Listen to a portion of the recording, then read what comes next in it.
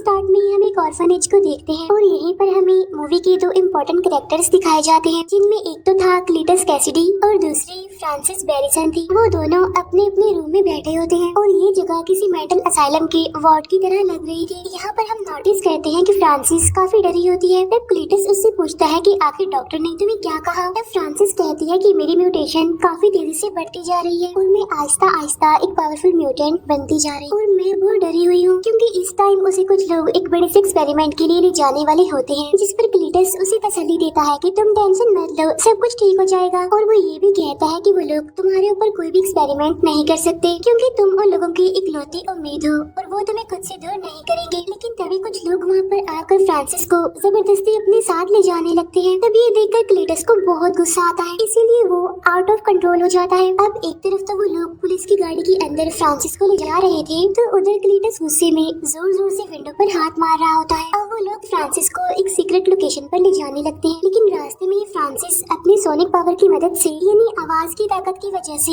वो वहाँ से भागने की कोशिश करती है। इसका मतलब ये था कि फ्रांसिस के पास ऐसी वोकल पावर्स थी जिसकी मदद से वो किसी भी ग्लास या फिर हैवी चीज को तोड़ सकती थी। अब फ्रांसिस के वोकल पावर की वजह से वो पूरी वैन पलट जाती है। अब इसका असर वहाँ पर बैठे हुए पुलिस ऑफिसर्स पर भी होता है, इसीलिए वो पुलिस वाले घबराते हुए फ्रांसिस की आंख में गोली मार देते हैं, जिससे फ्रांसिस फौरन गाड़ी से बाहर गिर जाती है। तो पुलिस को लगता है कि शायद वो मर चुकी है, लेकिन वो मरी नहीं होती बल्कि अभी भी जिंदा होती है। इसके बाद वो लोग फ्रांसिस को एक असाइलम में लेकर आते हैं। यहाँ पर एक डॉक्टर होती है जो फ्रांसिस पर अलग अलग तरह के एक्सपेरिमेंट्स कर रही होती है। तभी हम देखते हैं कि एक वार्ड बॉय आकर फ्रांसिस को एक न्यूज़पेपर देता है। उस न्यूज़पेपर में एक खबर छपी होती है कि क्या क्लीटस को मौत की सजा दे देनी चाहिए। असल में क्लीटस कैसिडी एक काफी बड़ा सीरियल किलर होता है, लेकिन कुछ खास एविडेंस न होने की वजह से उसकी डेथ सेंटेंस यानी सजाए मौत बीच में ही रुकी होती है। अब यहाँ पर हैरान कर देने वाली बात तो ये होती है कि ये न्यूज किसी और ने नहीं बल्कि एडी ने छपवाई होती है। और यहाँ पर डॉक्टर फ्रांसिस को कहती है कि क्लीटस जैसे लोगों को तो मौत की सजा जरूर होनी चाहिए। फिर नेक्स्ट सीन में हम डिटेक्टिव को देखते हैं जो कि एडी के साथ बात कर रहा होता है। यहाँ पर एडी डिटेक्टिव को कहता है कि मेरा क्लीटस से कोई भी लेना देना नहीं है, जिस पर वो डिटेक्टिव कहता है कि वो तो सिर्फ और सिर्फ तुमसे ही बात करना चाहता है। तब ये सुनकर एडी पूछता है कि मुझ में ऐसी क्या खास बात है जो वो मुझसे ही बात करना चाहता है। तब डिटेक्टिव कहता है कि जरूर कोई डेड बॉडी से रिलेटेड बातें होंगी जो वो तुमसे शेयर करना चाहता है, जाके एक बार उससे बात तो जरूर करनी चाहिए तुम्हें। अब यहाँ पर हम देखते हैं कि एडी की बॉडी से वेनम बाहर आकर उस डिटेक्टिव को खाने ही वाला होता है, लेकिन तभी एडी वेनम को रोक लेता है। इसके बाद वो दोनों यानी एडी और वेनम वॉशरूम में चले जाते हैं, जहाँ अंदर जाकर ये दोनों बातें करने लगते हैं। तभी वहाँ बैठी एक लेडी और डिटेक्टिव इनकी बातें सुन रहे थे। इन बातों में वेनम एडी को कहता है कि हमें सिटी के अंदर जाकर सिटी को प्रोटेक्ट करना चाहिए, और यहाँ पर हम लोग बैठकर सिर्फ और सिर्फ बातें कर रहे हैं। अब यहाँ पर अगर देखा जाए तो वेनम एडी की इंसल्ट कर रहा होता है और साथ साथ उसे चिढ़ाता भी है, जिस पर एडी उसे कहता है कि वेनम तुम्हें मेरी रिस्पेक्ट करनी चाहिए, मैं तुम्हारा होस्ट हूँ, तो कम से कम इस बात की तो इज्जत रख लो। इसके फौरन बाद एडी यानी वेनम क्लीटस से मिलने के लिए एग्री हो जाता है। इसके बाद एडी क्लीटस से मिलने के लिए एक जेल में आता है। अब यहाँ पर उन दोनों के बीच बातें होने लगती है। यहाँ पर एडी क्लीटस से पूछता है कि आखिर तुम्हें मुझसे क्या चाहिए, तुमने मुझे यहाँ पर क्यों बुलवाया है। तब क्लीटस कहता है कि तुम्हें मेरे फैंस के लिए एक न्यूज को प्रिंट करना होगा और इसके बदले में मैं तुम्हें एक एक्सक्लूसिव इंटरव्यू दूंगा, और इस इंटरव्यू में मैं तुम्हें अपने सारे सीक्रेट्स बता दूंगा कि आखिर मैंने जितने भी मर्डर्स किए हैं उनके पीछे क्या राज है और वो डेड बॉडीज कहाँ पर हैं। तब एडी उससे पूछता है कि आखिर इस पूरे काम के लिए तुमने मुझे ही क्यों चुना। तब जवाब में क्लीटस उससे कहता है बिकॉज आई लाइक यू। अब यहाँ पर क्लीटस एडी को वही न्यूज प्रिंट करने के लिए कहता है जो फ्रांसिस ने कुछ दिन पहले ही पढ़ी होती है, और जब एडी वहाँ से जाने लगता है तो क्लीटस उसे रोक लेता है और उसका ध्यान दीवार पर बनी कुछ शेप्स पर कर देता है। वहाँ पर कुछ मैसेजेस भी लिखी होती हैं, साथ साथ कुछ कब्रें भी बनी होती हैं, जिसे देखकर एडी वहाँ से आगे निकल जाता है। जाते जाते क्लीटस एडी को कहते हैं कि प्लीज मुझे भूल मत जाना, और जब एडी बाहर आता है तो वो डिटेक्टिव उससे पूछता है कि आखिर तुम्हें क्लीटस ने क्या कहा, जिस पर एडी सारी बात छुपाती हुई उसे कहता है कि अभी तक उसने मुझे कुछ भी नहीं कहा, लेकिन मेरी इंक्वायरी अभी भी उस पर जारी है, और वैसे भी इस तरह की चीजों का पता लगवाने के लिए थोड़ा टाइम तो लगता ही है। फिर एडी अपनी बाइक पर बैठकर वहाँ से निकल जाता है। घर आने के बाद वेनम एडी की हेल्प करता है दीवार पर बनी उन सारी डायग्राम्स को डिकोड करने के लिए। साथ साथ उसे बीच की एक लोकेशन भी बताता है जहाँ पर क्लीटस ने सारी डेड बॉडीज को छुपा कर रखा हुआ था। फिर नेक्स्ट डे बहुत सारे पुलिस ऑफिसर्स उसी लोकेशन पर पहुँच जाते हैं जहाँ पर उन्हें बहुत सारी डेड बॉडीज मिलती हैं जिन्हें क्लीटस ने मारा होता है। इसके बाद सारे रिपोर्टर्स आकर एडी से बात करने लगते हैं और उससे पूछते हैं क्या तुम्हारी क्लीटस से दोस्ती हो गई है जो उसने ये सारे सीक्रेट्स तुम्हें बता दिए, यानी कि उसने अपने मारे हुए लोगों की सारी डेड बॉडीज को कहाँ पर छुपा कर रखा हुआ है, क्योंकि उससे अभी तक सिर्फ और सिर्फ तुम ही मिले हो अकेले और तुम्हारे उससे मिलने के बाद ही हमें ये इन्फॉर्मेशन मिल पाई है। अब जब ये इंटरव्यू लाइव टीवी पर आ रहा होता है तो ये देखकर वो डिटेक्टिव काफी गुस्सा हो जाता है क्योंकि इस बारे में एडी ने उसे नहीं बताया था बल्कि सारी बात छुपाई। तो इतनी बड़ी न्यूज देखकर तो उसको शौक लगना ही था। अब यहाँ पर सारे एविडेंस मिलने की वजह से क्लीटस को सजाए मौत सुना दी जाती है क्योंकि ये न्यूज हर जगह पर फैल जाती है और फ्रांसिस को भी इस बारे में पता चल जाता है। और ये पता चलने के बाद तो फ्रांसिस बहुत दुखी होती है और उधर क्लीटस को भी ऐसा लगने लगा था कि शायद एडी ने उसे धोखा दिया है। तो इसी वजह से वो इस सब के लिए एडी को रिस्पॉन्सिबल कहता है क्योंकि इस न्यूज के छपने की वजह से एडी रातों रात फेमस जो हो जाता है। इसके बाद वेनम एडी को कहता है कि हम मिलकर दुश्मनों का खात्मा करेंगे और वो एडी को ये भी कहता है कि अब मैं मुर्गियाँ खा खाकर तंग आ चुका हूँ और अब मैं इंसानों को खाने के लिए बेचैन हूँ। तब ये सुनकर एडी उसे कहता है कि हम तो पहले ही क्लीटस के केस में उलझे हुए हैं, तो इसीलिए समझदारी इसी में है कि हमें और कोई रिस्क नहीं लेना चाहिए और अगर किसी भी पर्सन की मौत हो गई या फिर कोई गायब हो गया तो FBI का सीधा शक हमारे ऊपर ही होगा, इसीलिए इस टाइम में हम किसी भी मुसीबत को दावत नहीं दे सकते। अब इसी वजह से उन दोनों के बीच बहस होने लगती है और वेनम एडी को बुरा भला कहने लगता है। तब यहाँ पर एडी उसे फिर से कह देता है कि प्लीज मेरी रिस्पेक्ट किया करो। इसके बाद एडी मिलने के लिए एक शॉपकीपर के पास जाता है। इसके बाद वो सीधा एक पोल्ट्री फार्म में जाता है जहाँ पर आते ही वेनम बहुत सारी मुर्गियाँ खाने लगता है। अब खाना खाने के बाद जब ये दोनों वहाँ से जाने ही वाले होते हैं कि तभी रास्ते में गैंगस्टर एक लेडी को परेशान कर रहा होता है और उससे पैसे छीन कर वहाँ से भागने की कोशिश करता है। तब एडी वेनम को इस मसले में ना पड़ने के लिए कहता है, लेकिन वेनम एडी की कोई बात नहीं सुनता और वो उस गैंगस्टर को खाने की कोशिश करता है। यहाँ पर एडी वेनम से काफी रिक्वेस्ट भी करता है कि प्लीज ऐसा मत करो। इसीलिए वेनम उस गैंगस्टर को छोड़ देता है और वो दोनों आगे बढ़ जाते हैं। और तभी अचानक से एडी के पास उसकी फ्रेंड एन की कॉल आती है और वो एडी को मिलने के लिए बुलवाती है। इसीलिए एडी भी उससे मिलने के लिए एग्री हो जाता है। तब जब वो दोनों मिलते हैं तो यहाँ भी अंदर ही अंदर वेनम एडी से बातें कर रहा होता है। तो ये देखकर एन को भी पता चल जाता है कि एडी अंदर ही अंदर वेनम से बातें कर रहा है। तो इसीलिए एन एडी से पूछती है क्या वेनम अभी भी तुम्हारी साथी है, जिस पर एडी कहता है कि नहीं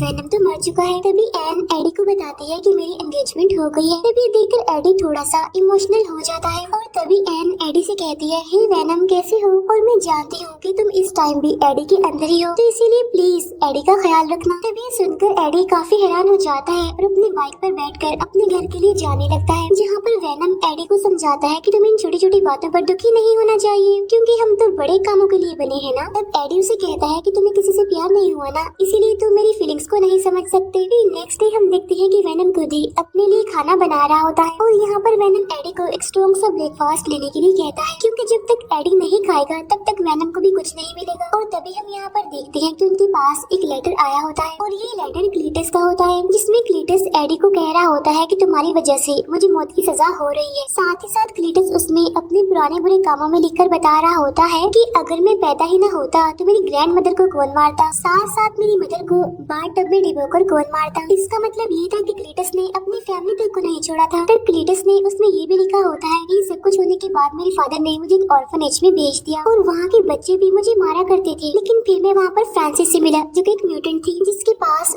वोकल पावर्स थी और यहाँ पर हमारी एक अच्छी बॉन्डिंग बनी और हमारी दोस्ती हो गई और फिर देखते ही देखते हम दोनों एक दूसरे को पसंद करने लगे थे। और अब एडी मैं लास्ट टाइम तुमसे मिलना चाहता हूँ, तो इसीलिए एडी भी अब उससे मिलने के लिए एग्री हो जाता है।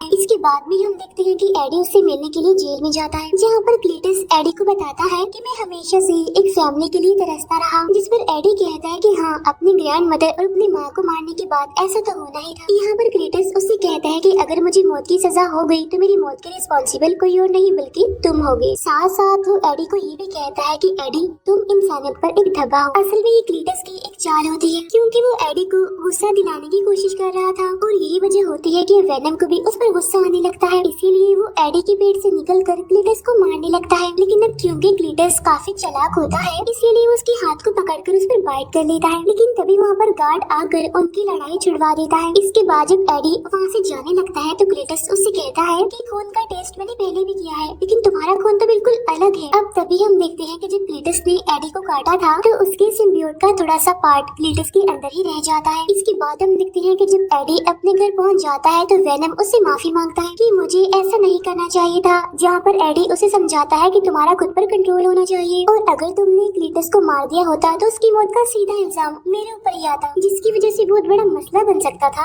अब यहाँ पर उन दोनों के बीच एक बार फिर से बहस हो जाती है और वो दोनों एक दूसरे को बुरा भला कहने लगते हैं। एक बोलता है कि मैं तुम्हें झेल रहा हूँ तो दूसरा बोलता है कि मैं तुम्हें बियर कर रहा हूँ। अब यहाँ पर वेनम एडी को कहता है कि तुम एक लूजर थे, मैंने आकर तुम्हें बचाया, तुम्हें एक नई पहचान दी और जब से क्लीटस का केस तुम्हारे पास आया है तुम तो फेमस हो गई हो। तब ये सुनकर एडी को काफी गुस्सा आ जाता है और वो वेनम को वहाँ से जाने के लिए कहता है। इसी वजह से वेनम को भी काफी गुस्सा आ जाता है और वो घर में तबाही मचा देता है। तो फाइनली यहाँ पर वेनम एडी की बॉडी को छोड़कर वहाँ से निकल जाता है। वहाँ से जाते जाते वो एडी की बाइक को भी तोड़ देता है। नेक्स्ट सीन में हम क्लीटस को देखते हैं जिसे डेथ सेंटेंस यानी सजाए मौत सुना दी गई थी और जब वो लोग उसे इंजेक्शन लगाकर मारने ही वाले होते हैं, लेकिन तभी उस इंजेक्शन और बॉडी में होने वाली रिएक्शन की वजह से वो छोटा सा सिम्बियोट का टुकड़ा क्लीटस की बॉडी से कनेक्ट कर जाता है, जिसकी वजह से आहिस्ता आहिस्ता नया सिम्बियोट पैदा होता है और वो होता है दी कार्नेज। अब देखते ही देखते कार्नेज अपने फुल फॉर्म में आ जाता है, जिसे देखकर वो सारे लोग काफी डर जाते हैं और वहाँ से चिल्लाते हुए भागने की कोशिश करते हैं। यहाँ पर हम देखते हैं कि कार्नेज दिखने में काफी बड़ा, काफी भयानक और बहुत ज्यादा पावरफुल है। इसके बाद कार्नेज देखते ही देखते सारे पुलिस ऑफिसर्स को खा लेता है और कैदियों को वहाँ से छुड़ाकर निकाल देता है। नेक्स्ट सीन में हम देखते हैं एडी को जो टीवी देख रहा था और वहाँ पर उसे पता चलता है कि क्लीटस जेल से एस्केप कर गया है। तब इस वजह से एडी काफी हैरान और काफी परेशान हो जाता है और तभी वहाँ पर एडी से मिलने के लिए वो डिटेक्टिव आता है और वो इस सारे इंसिडेंट का रिस्पॉन्सिबल एडी को कहता है, जिस पर एडी कहता है कि नहीं, मैं तो इस बारे में कुछ नहीं जानता कि आखिर क्लीटस वहाँ से कैसे भाग गया, इसीलिए तुम इसका रिस्पॉन्सिबल मुझे नहीं कह सकते। तभी सुनकर वो डिटेक्टिव कहता है कि वो सिर्फ और सिर्फ तुमसे मिला है, तो क्या पता उसे वहाँ से आजाद करने में तुम्हारा ही कोई मास्टर प्लान हो। उधर हम देखते हैं कि वेनम एक एक करके बॉडीज को चेंज कर रहा होता है क्योंकि उसे अपने मुताबिक कोई सूटेबल बॉडी नहीं मिल रही थी। इसके बाद वो एक लड़की को पोजेस करके एक पार्टी में चला जाता है जहाँ पर सभी लोगों ने अलग अलग तरह के कॉस्ट्यूम पहन रखे थे और वहाँ पर एक हैलोवीन पार्टी जैसा माहौल होता है जहाँ पर सभी को लगता है कि वेनम ने भी एक कॉस्ट्यूम पहना हुआ है जिसमें वो काफी स्मार्ट लग रहा है और साथ साथ साइज में काफी बड़ा भी, इसीलिए सभी लोग उसकी तारीफ करने लगते हैं। फिर हम क्लीटस को देखते हैं जो कि गाड़ी चुराकर भाग रहा होता है। अब जिस तरह से वेनम एडी से बात किया करता था वैसे ही यहाँ पर कार्नेज क्लीटस से बातें कर रहा होता है और वो कहता है कि अभी तक दुनिया में सिर्फ एक ही सिम्बियोट है और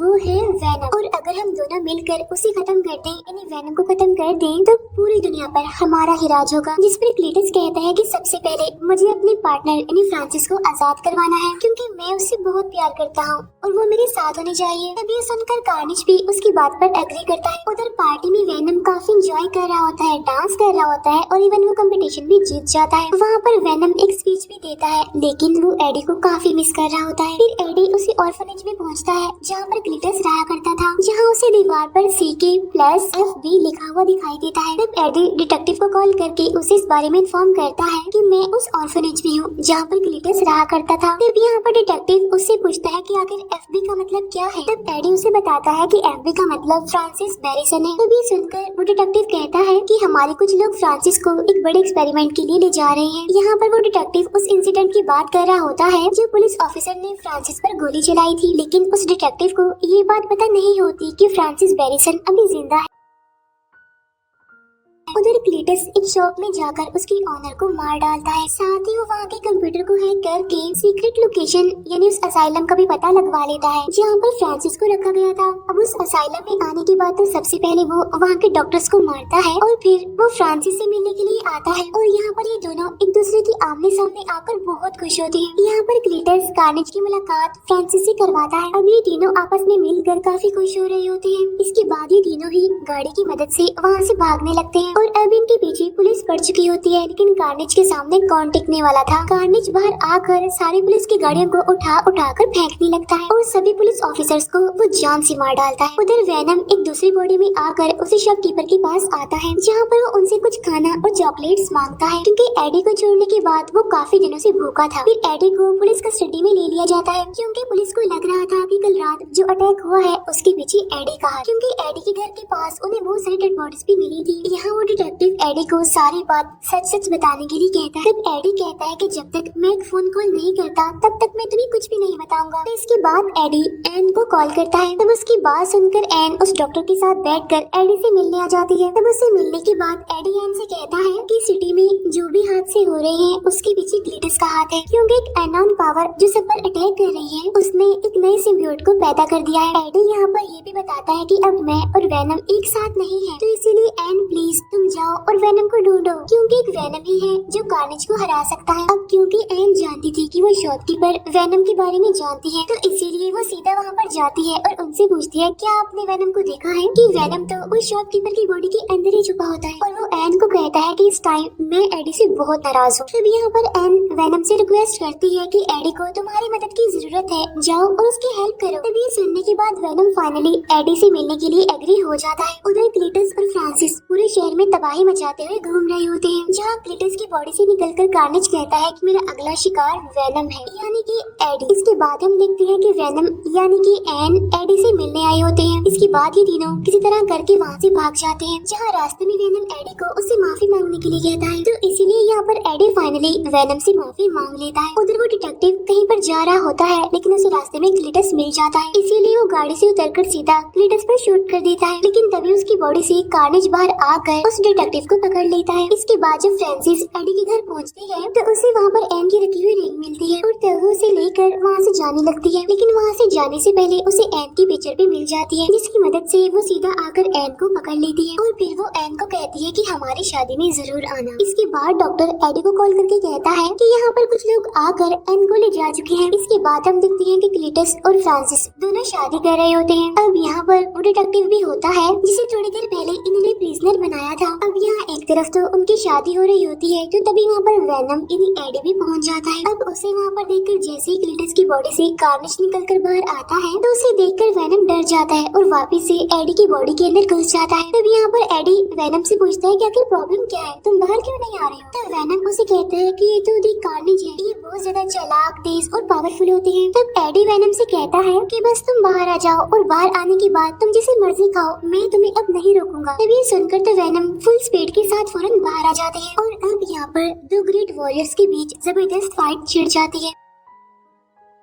दोनों ही आपस में एक दूसरे को हराने की कोशिश करते हैं, साथ साथ एक दूसरे पर हावी होने की भी काफी कोशिश कर रहे होते हैं। लेकिन यहाँ पर कार्नेज वेनम पर भारी पड़ रहा होता है, उसे उठा कर फेंक रहा होता है। अब यहाँ दरमियान में कार्नेज और फ्रांसिस के बीच में बातें भी हो रही होती है। लेकिन अब क्योंकि फ्रांसिस के पास वोकल पावर होती है, इसीलिए वो जोर जोर से चिल्ला रही होती है, जिसकी वजह से कार्नेज को कुछ प्रॉब्लम हो रही होती है, क्योंकि हम जानते हैं कि सिम्बियोट और एक्सट्रीम लेवल की हीट सोनिक पावर को बर्दाश्त नहीं कर पाती। तब इसी बात का फायदा उठाकर यहाँ पर डॉक्टर कार्नेज के ऊपर पेट्रोल डालने लगता है और साथ ही साथ वहाँ पर एक काफी बड़ा घंटा भी होता है जो कि बजने लगता है। अब घंटे की आवाज सुनकर दोनों ही सिम्बियोट्स अपने अपने होस्ट की बॉडी से बाहर आने लगते हैं। लेकिन जैसे ही वहाँ पर आवाज आना बंद होती है तो ये दोनों सिम्बियोट्स वापिस से अपने अपने होस्ट की बॉडी में आ जाते हैं। इसके बाद कार्नेज एन को लेकर सीधा एक बिल्डिंग के टॉप पर जाने लगता है, लेकिन अब तक वेनम की बॉडी पर काफी पत्थर गिर चुके होते हैं, इसीलिए वो वहाँ तक पहुँच नहीं पाता। और यहीं पर वो एडी को कहता है कि इस बार हम ये जंग नहीं जीत सकेंगे, क्योंकि कार्नेज मुझसे बहुत ज्यादा पावरफुल है। इसके बाद कार्नेज फ्रांसिस को भी पकड़ लेता है और उसे अपना मुंह बंद करने के लिए कहता है, क्योंकि उसकी सोनिक पावर कार्नेज को काफी परेशान कर रही थी। अब क्योंकि कार्नेज की पकड़ काफी तेज होती है, इसीलिए फ्रांसिस का दम घुटने लगता है, इसीलिए वो वहीं पर गिर जाती है। तब ये देखकर क्लीटस को गुस्सा आ जाता है और वो कार्नेज को अपनी बॉडी से दूर हटने के लिए कहता है। लेकिन अब क्योंकि कार्नेज का पूरा कंट्रोल क्लीटस की बॉडी पर होता है, इसीलिए वो उसे खुद से अलग नहीं होने देता। अब ये सारा सीन वेनम भी देख रहा होता है, इसीलिए वो एडी को कहता है कि देखो कार्नेज का कंट्रोल क्लीटस की बॉडी पर नहीं है। तभी सुनकर एडी कहता है कि हाँ, सिर्फ तुम और मैं ही एक परफेक्ट मैच है, और भला हम दोनों के अलावा कोई और परफेक्ट मैच हो सकता है। जिसे सुनकर वेनम को और ज्यादा जोश आ जाता है जीतने का, इसीलिए वो कार्नेज को चैलेंज कर देता है। इसीलिए अब ये दोनों ही काफी ऊंचाई पर पहुंच जाते हैं। अब एक तरफ तो कार्नेज के हाथ में एन होती है तो दूसरी तरफ वेनम के हाथ में एक रॉड होता है जिसे वो सीधा कार्नेज के सर में घुसा देता है, जिसकी वजह से एन सीधा जमीन पर गिरने लगती है। लेकिन बिल्कुल ठीक टाइम पर आकर वेनम उसे बचा लेता है। लेकिन इतनी ही देर में कार्नेज भी वहाँ पर पहुँच जाता है और वो अपने स्पाइक्स को उसके अंदर घुसा रहा होता है। अब यहाँ दोनों सिम्बियोट्स एक दूसरे से बातें कर रहे होते हैं और कह रही होती है कि हम दोनों में से किसी एक को तो मरना ही है। और यहाँ पर वेनम कार्नेज को इस मूवी का बेस्ट डायलॉग भी मारता है, Venom let there be Carnage. लेकिन तब तक वहाँ पर फ्रांसिस भी जाग जाती है, तो इसीलिए वेनम उसे सोनिक साउंड निकालने के लिए कहता है। लेकिन तभी कार्नेज वहाँ पर आकर उसे जोर से धक्का दे देता है और इसी वजह से नीचे गिरते वक्त फ्रांसिस वहाँ पर जोर से चिल्लाने लगती है। तो इसीलिए सोनिक पावर की वजह से वहाँ की सारी दीवारें टूटने लगती है और साथ ही इतनी जोरदार आवाज की वजह से दोनों ही सिम्बियोट अपने अपने होस्ट की बॉडी से अलग हो जाते हैं। लेकिन तभी वहाँ पर वो बड़ा सा घंटा नीचे आकर गिरने लगता है, लेकिन उसके नीचे फ्रांसिस लेटी होती है। लेकिन तभी वेनम वहाँ पर एक बार फिर से आकर एडी, एन, उस डॉक्टर और फ्रांसिस को बचा लेता है। यहाँ पर क्लीटस की बॉडी से कार्नेज पूरी तरह से अलग हो चुका था और यहाँ पर कार्नेज दोबारा से आकर क्लीटस की बॉडी से मिलने की कोशिश करता है, लेकिन तब तक वेनम वहाँ पर आकर उसे खा लेता है। इसके बाद वेनम वहाँ पर आकर क्लीटस को पकड़ लेता है। इसके बाद वेनम क्लीटस को भी जान से मार डालता है और इतनी ही देर में वहाँ पर पुलिस भी आ जाती है और फाइनली सारे खतरे भी टल जाते हैं। इसके बाद एडी उस डॉक्टर को कहता है कि तुम एन को अपने साथ ले जाओ, लेकिन यहाँ पर हम देखते हैं कि इस हादसे में वो डिटेक्टिव बच गया होता है। इसके बाद हम देखते हैं कि वेनम और एडी एक किनारे के पास बैठे होते हैं, लेकिन इसके बाद सीन शिफ्ट होकर एक रूम पर आता है जहाँ पर एडी बेड पर सो रहा होता है। तो वेनम उससे पूछता है क्या हम दोनों को एक दूसरे से कुछ सीक्रेट्स छुपाने चाहिए। तब एडी कहता है कि हर चीज का एक पास्ट होता है। तो वेनम उससे कहता है कि मैं तुम्हें कुछ बताना चाहता हूँ, लेकिन अगर मैं तुम्हें बताऊंगा तो तुम्हारा दिमाग फट जाएगा। लेकिन ऐसी बहुत सारी बातें हैं जो मैं जानता हूँ और तुम्हें बताना भी चाहता हूँ, लेकिन वो सारी बातें बहुत ज्यादा कॉम्प्लिकेटेड है। तब यहाँ पर एडी को लगता है कि शायद वो अपने सिम्बियोट के बारे में उसे बताएगा, लेकिन तभी वहाँ पर टीवी फ्लिकर करने लगता है और आसपास की सारी चीजें बदलने लगती हैं। अब यहाँ पर एडी को ऐसा लगता है कि शायद ये सब कुछ वेनम कर रहा है। तभी सुनकर वेनम कहता है कि नहीं, ये सारी चीजें मैं खुद नहीं कर रहा हूँ। लेकिन तभी हम देखते हैं कि सामने से एक गोल्डन कलर की लाइट चमकने लगती है। इसके बाद हम देखते हैं कि वेनम स्पाइडरमैन के यूनिवर्स में पहुँच गए हैं, यानी इसका मतलब ये है कि वेनम भी अब स्पाइडरमैन के यूनिवर्स का हिस्सा बन गए हैं। अब इसी सस्पेंस के साथ ये मूवी यहीं पर एंड हो जाती है।